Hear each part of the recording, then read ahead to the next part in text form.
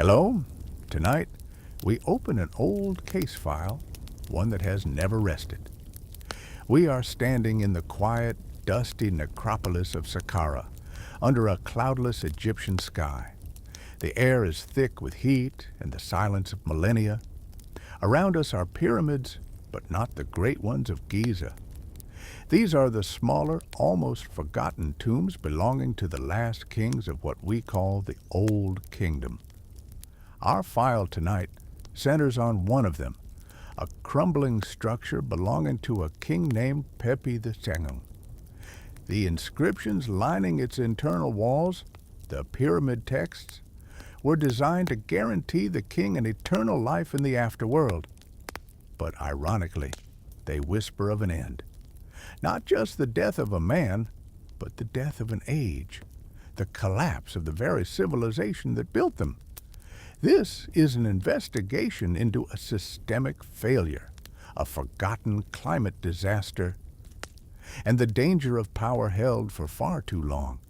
The truth is not always gilded, and you might not want to be there when the truth surfaces.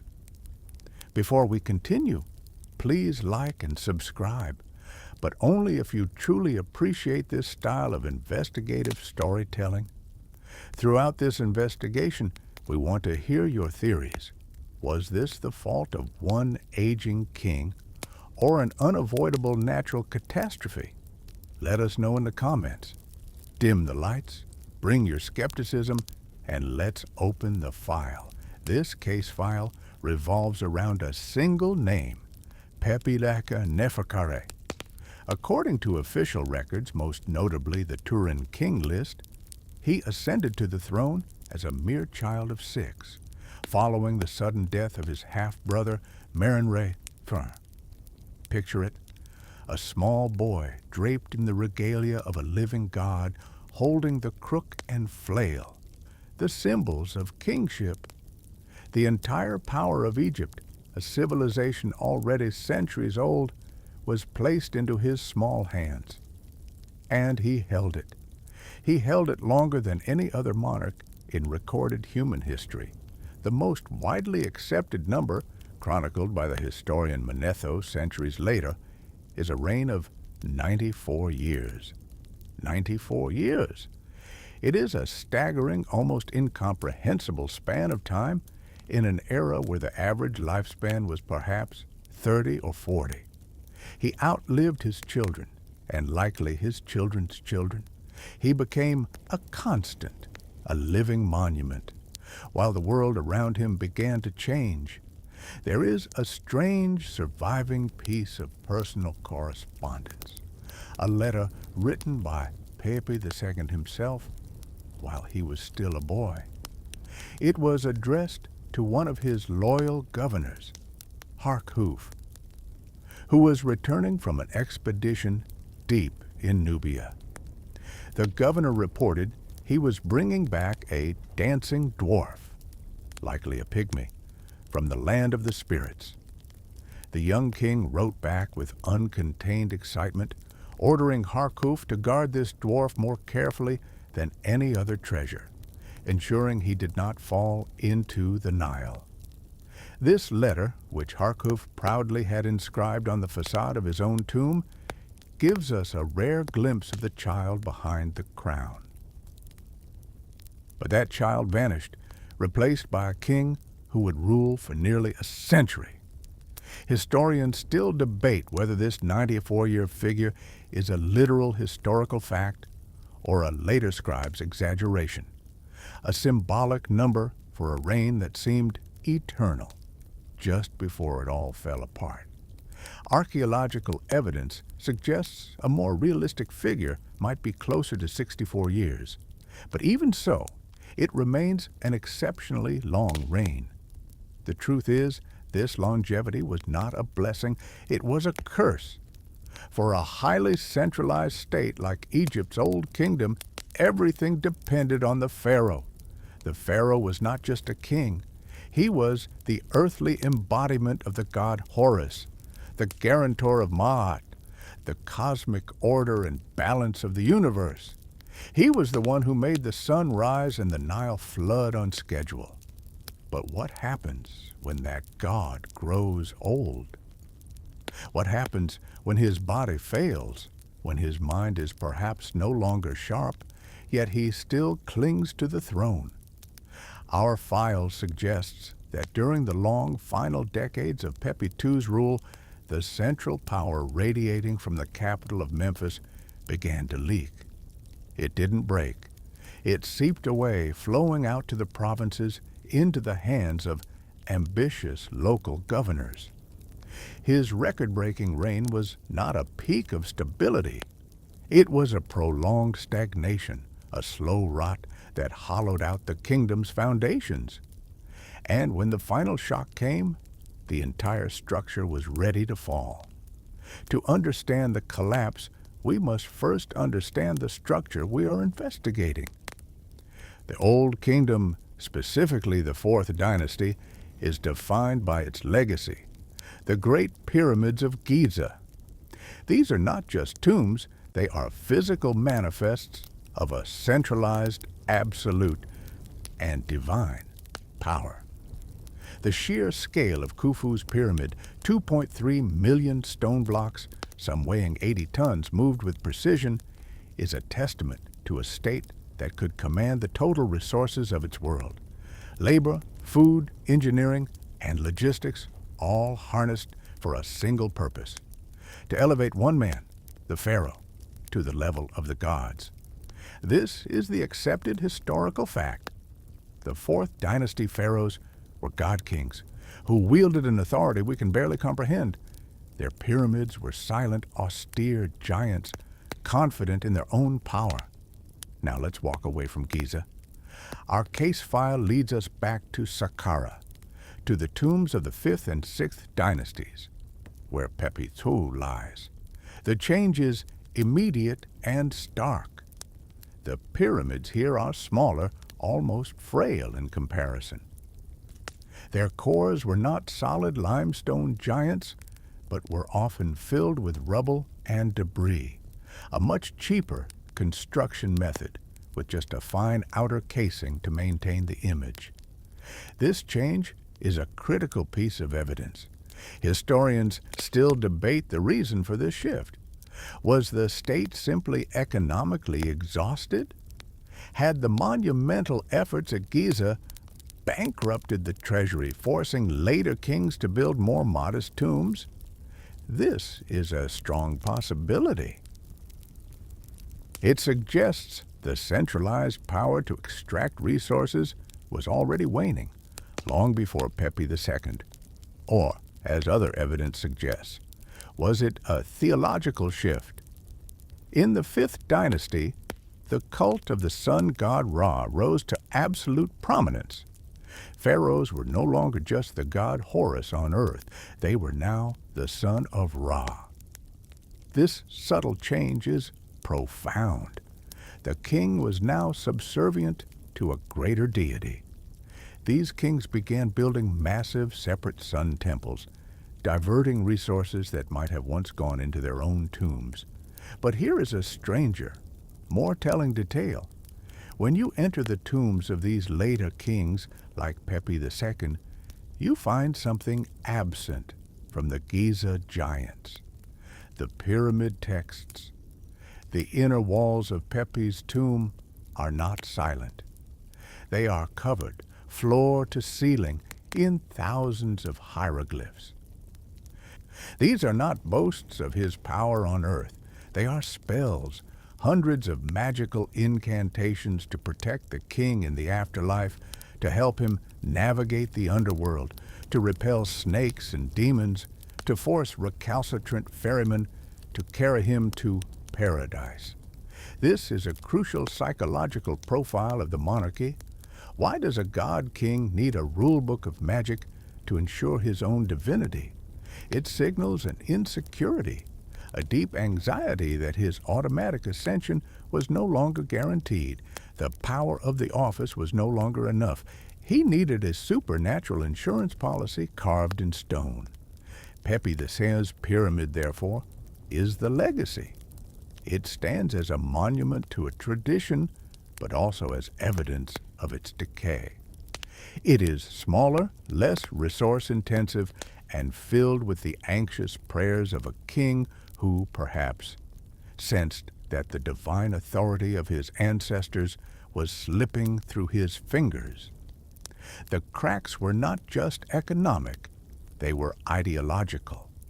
The very foundation of the pharaoh's power, his absolute divinity, was beginning to crumble from within long before the kingdom itself fell. Our investigation now zeroes in on the central claim, the 94-year reign. This number is the linchpin of the entire case.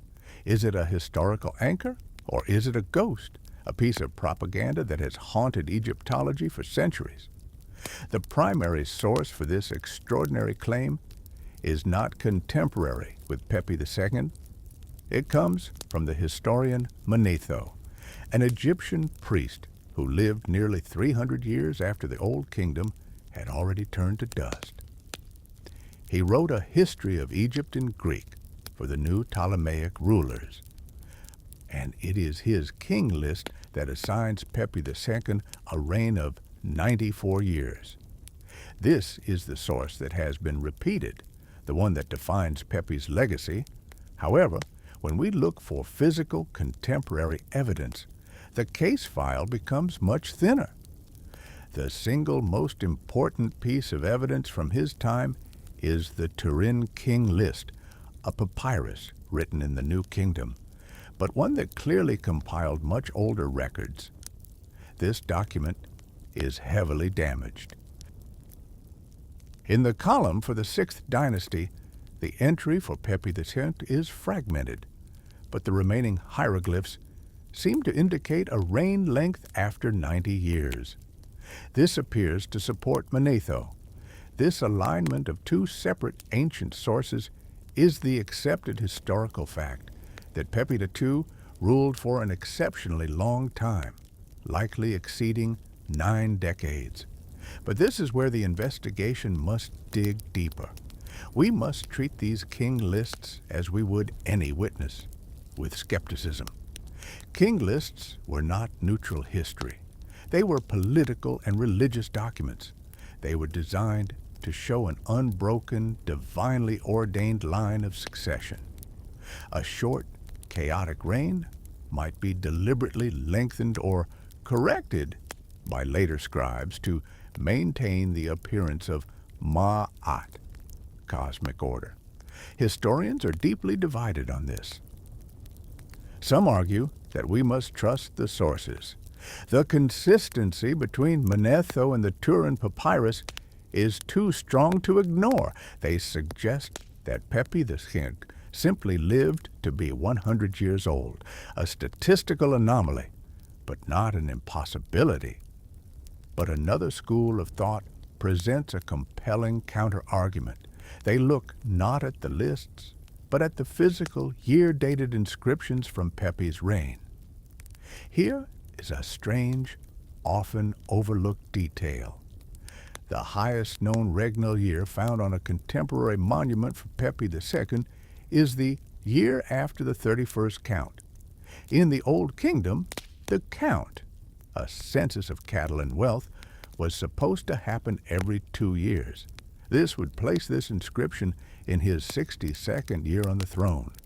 But there is evidence this system became irregular, and the count may have happened annually near the end of his reign. This discrepancy throws all calculations into chaos. Why are there no monuments definitively dated to his 70th, 80th, or 90th year? For a king who supposedly ruled that long, the lack of physical evidence from his late reign is a deafening silence. This absence of evidence is, in itself, a form of evidence. It suggests a possibility that is both logical and unsettling, that the 94-year reign is a fabrication. It might be a scribal error, mistaking a 6-4 for a 9-4. Or, more intriguingly, it could be a deliberate fiction. Perhaps Pepi II ruled for 64 years, and the subsequent period of chaos was so profound, so leaderless, that later scribes simply assigned those chaotic years to the last stable king they knew. They papered over the cracks of history, extending Pepi's reign to hide the void that came after. If this is true, our entire profile of the collapse changes. We are no longer investigating the slow decline of an elderly king. We are investigating a sudden, catastrophic break. The 94-year reign isn't the cause of the collapse. It might be the symptom, a historical fix created to mask the trauma of an empire falling apart far more quickly than anyone was prepared for. As the central authority in Memphis shows signs of paralysis, our investigation must follow the evidence. And the evidence leads us away from the royal necropolis. It leads us south, up the Nile, into the provinces, the nomes of Upper Egypt. This is where the real power shift was happening, not with a bang, but with the quiet, methodical precision of stone cutters carving new inscriptions. For centuries, the accepted fact was that Egypt was run by nomarchs or provincial governors. They were the king's appointed administrators, loyal servants who collected taxes, administered justice, and raised troops for the crown. Their power was entirely derived from the pharaoh, or so it was believed. Our case file now opens the tombs of these nomarchs, carved into the cliffs at sites like Asyut, Akhmim, and Deir el-Gabrawi. And the evidence is stunning. While Pepi II was building his comparatively modest, rubble-filled pyramid, these provincial governors were commissioning elaborate, rock-cut tombs for themselves that were virtual palaces for the dead. The resources that were clearly no longer flowing to the king's project in Memphis were being reinvested locally. The tombs are vast, with multiple chambers, forest-like halls of columns, and walls covered in intricate reliefs. But the most damning evidence is not the architecture, it is the language. In the tombs of earlier governors, the inscriptions are all about the king. By the favor of the king I did this. The king honored me with this command. But in the late 6th dynasty, during Pepi's long reign, this language changes. The king is mentioned less and less, sometimes not at all. The nomarchs begin to speak in the first person, using royal phraseology for themselves. They boast of their own accomplishments. Here is a strange, chilling detail found in the tomb of a nomarch named Ankhtafi from just after this period. He describes a time of great famine, but he doesn't pray to the pharaoh or credit the king with aid. He writes, "I fed my town. I was the one who kept its inhabitants alive. I was like a mountain of grain." He speaks not as a governor, but as a savior, a provider. He had usurped the pharaoh's most sacred duty, to be the guarantor of Ma'at and the provider for the people. Ankhtafi and others like him even depict themselves raising and commanding their own private armies, loyal only to them.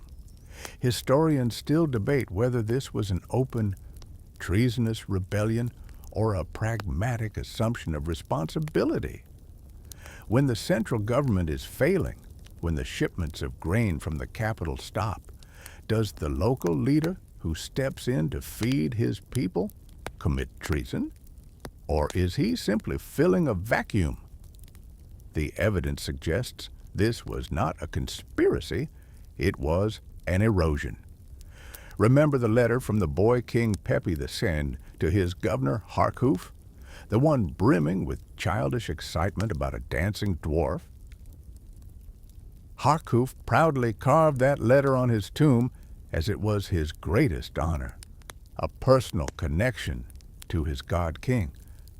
But decades later, the governors of Pepi's old age were carving different stories.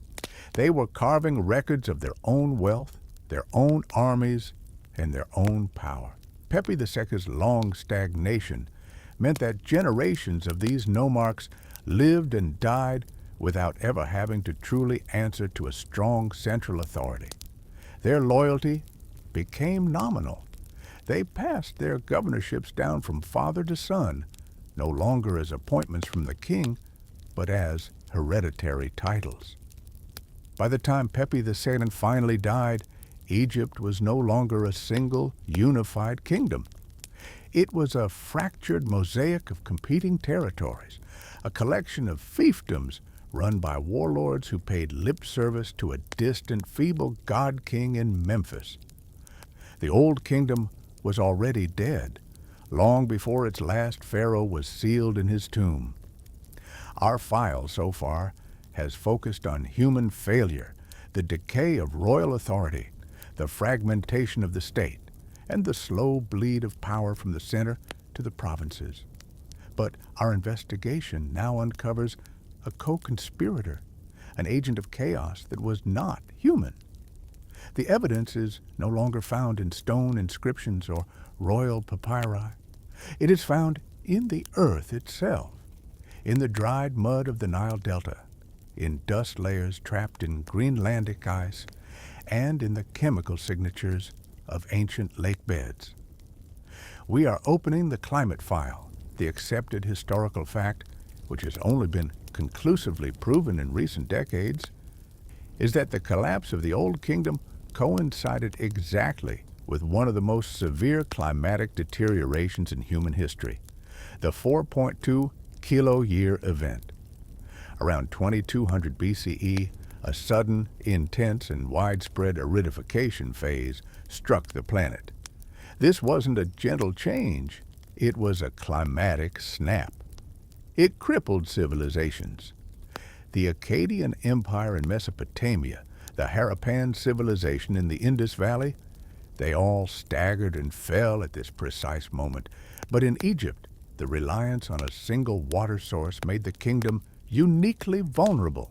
The entire civilization, its calendar, its economy, its theology, was built on the predictable annual flooding of the Nile. This flood, fed by monsoon rains deep in the Ethiopian highlands, was the guarantor of life. It deposited the rich black silt that made agriculture possible. And around 2200 BCE, the monsoons failed.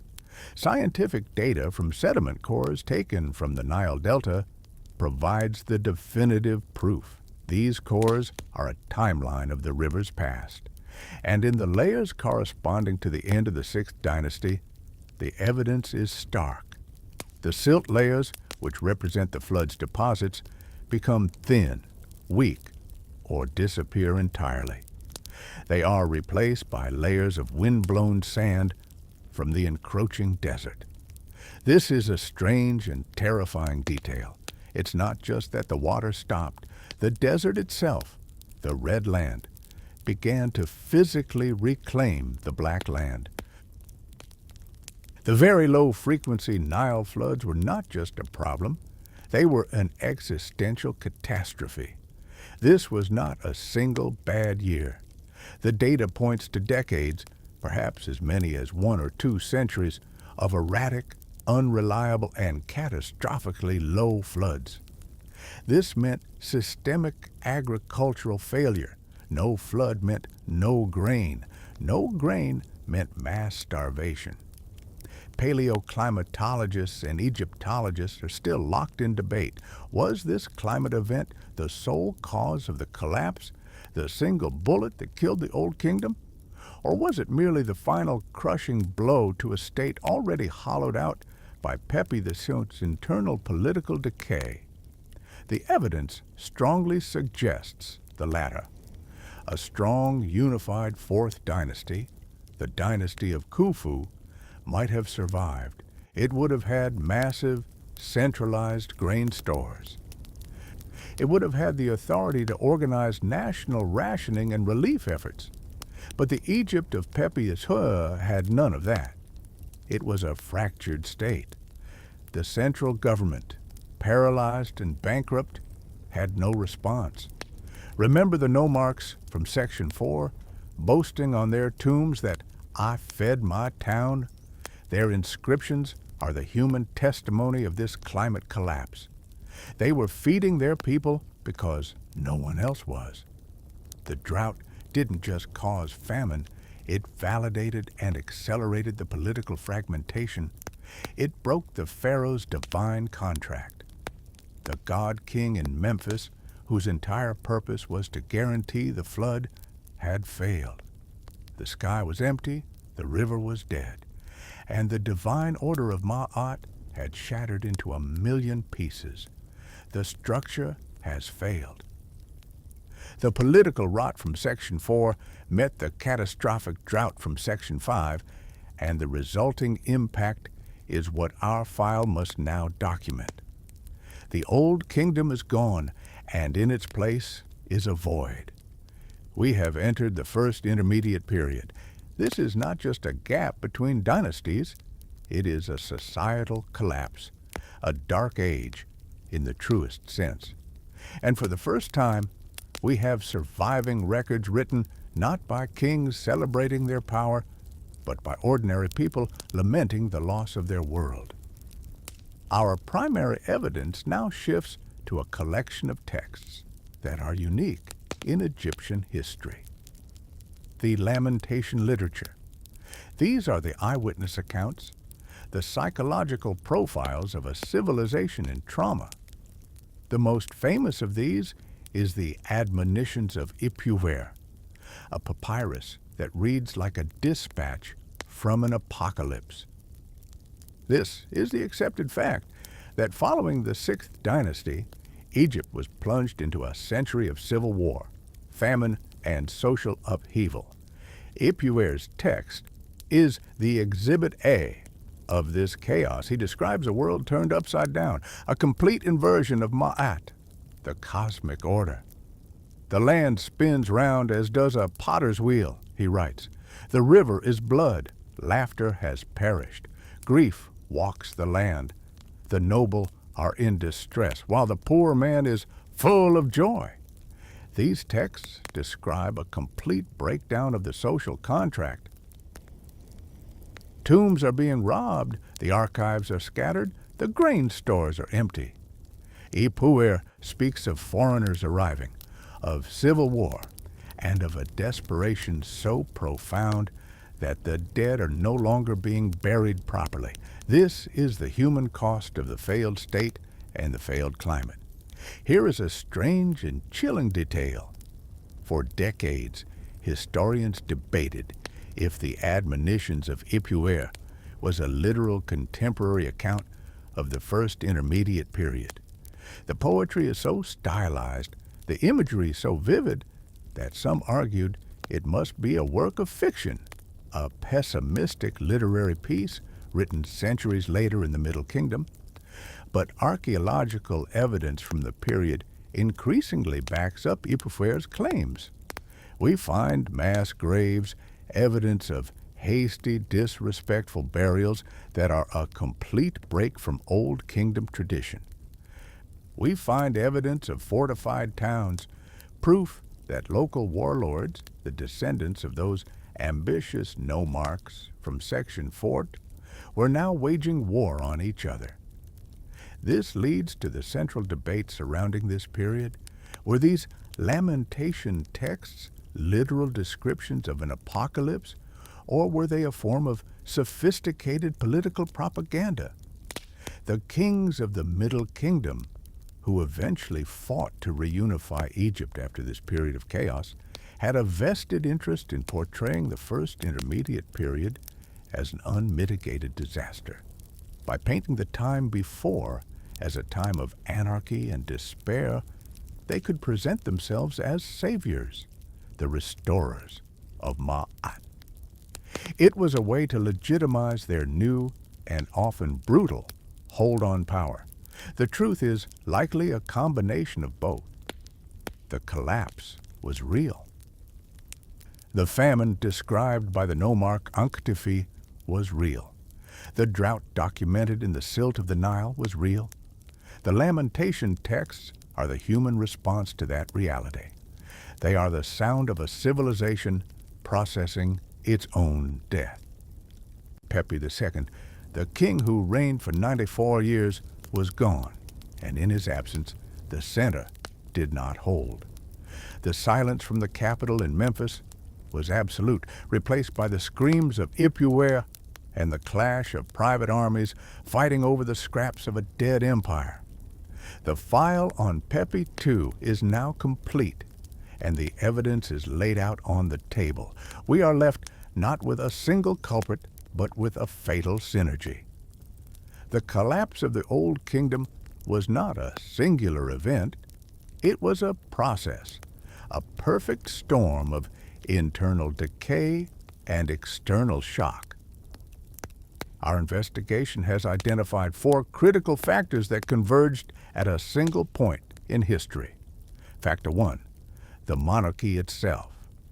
We have the profile of a king who ruled for far too long.